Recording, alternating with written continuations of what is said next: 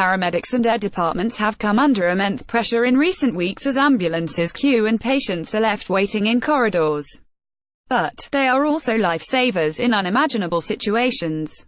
As these three pensioners exclusively tell Laura Connor, it was a normal spring morning when three pensioners popped to the local supermarket. Like most Fridays at 11 a.m., few people were around as the women went about their day-to-day chores, picking up their pensions and doing the weekly shop. But that normal Friday morning turned into a horror bloodbath within seconds, as a man wielding a knife went on an unprovoked rampage, frantically attacking the defenceless women. Ethem Aydin Orhon went on his vicious stabbing spree with a 5-inch Leatherman blade, selecting his innocent victims at random. Charandasi Chandiramani, 72, was stabbed twice in the back while waiting to catch a bus. Medics say it's a miracle that all three women managed to survive. Orhon first stabbed grandmother-of-the Jean Sullivan, 69, in the back as she carried her shopping to her car in Hampton, southwest London, just missing a major blood vessel. Then, 72-year-old Charandasi Chandiramani, known as Rani, was stabbed twice in the back while waiting to catch a bus, suffering severe internal bleeding. Orhon's third victim was 64-year-old Janet Morsey, who was stabbed 3 times in the same car park. A CT scan of Janet's chest revealed a wound near her heart caused serious internal bleeding, and she nearly died in hospital, with her blood pressure dropping to a critical, code red level. The hospital declared a code red when Janie Morsey's blood pressure dropped to a critical level after the attack. Image Channel 4. Due to her arthritis, Janet was walking with a Zimmer frame when Orhon pounced on her with his knife and she was unable to run for her life. The former nail technician remembers the moment with complete clarity, as she begged her attacker for mercy. She says, "I was parking in my car in Sainsbury's and planning to go into nearby Kingston to buy my son a birthday present. I heard someone shout, 'There's a man with a knife.' At that moment, a man staggered and stopped in front of me and I saw this 5-inch knife in his hand. And we both just stopped and looked at each other. I froze because I couldn't run. And then I started pleading with him, but he lunged towards me." Jean Morsey was stabbed in the back, narrowly missing a major blood vessel. Image Channel 4. I could feel the metal going into my ribs the first time he stabbed me. That was what did the most damage. I thought he was going to kill me. If I hadn't had gone to hospital when I did, I would have died within an hour. The doctors had to drain a liter of blood from my chest. Thinking she had only been punched by Orhon, Jean rushed to help Janet, who was writhing around the car park in agony. Former pub landlady Jean, who suffered damage to her chest wall, right lung and liver, says, "I tried to calm Janet down.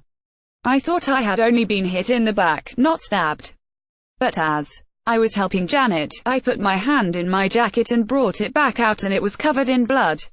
Jean rushed to Janet's aid, believing she had only been punched before noticing the devastating stab wound. Image Channel 4. Unbeknown to Janet and Jean, another woman lay bleeding from her stab wounds just yards away. Rani had seen Orhon towering over a screaming Janet from a distance as she stood waiting for her bus. As she began ringing 999, Orhon turned his attention towards her. "He saw me and we locked eyes," remembers Rani, who is about to become a grandmother for the first time. "He started running towards me, and I started running back towards the car park, screaming for help.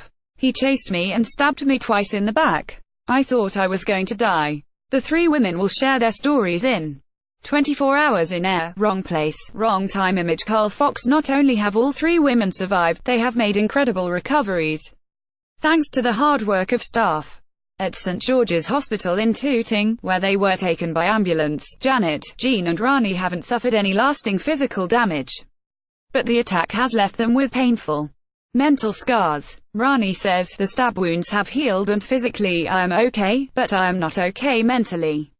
I have post-traumatic stress disorder and have had trauma counseling, but I can't say it's really helped. I used to go out every day. Now I only go out once or twice a week, and don't go out in the dark at all." Orhon, 68, was jailed for 20 years after he was found guilty of 2 counts of attempted murder and 2 of wounding with intent. Image PA mum of the re. Janet, who volunteers at local charity Richmond Aid, agrees, "I don't know what the lasting damage will be. I have had more heart palpitations since the attack than ever before. It's not related to the physical effects, but the psychological. One comfort the women now have is their newfound friendship. The trio, who all live near each other in Hampton, regularly meet up in the park or the pub and go shopping together. Their dramatic story features in the 100th episode of 24 Hours in Air, which is filmed in the emergency department at St. George's, one of the busiest in the country.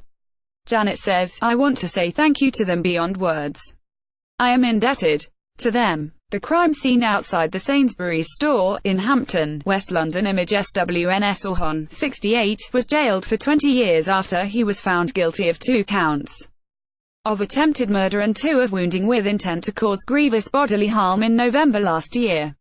A psychiatrist in court said Orhon was suffering from paranoid psychosis at the time of the stabbings. St. George's Registrar J.D. Brown, who was on shift at the time, says, "You expect stabbings on a Friday or Saturday night, but not with middle-aged ladies in a Sainsbury's car park." 24 Hours in Air episode Wrong Place, Wrong Time is on C4 tomorrow at 9 p.m.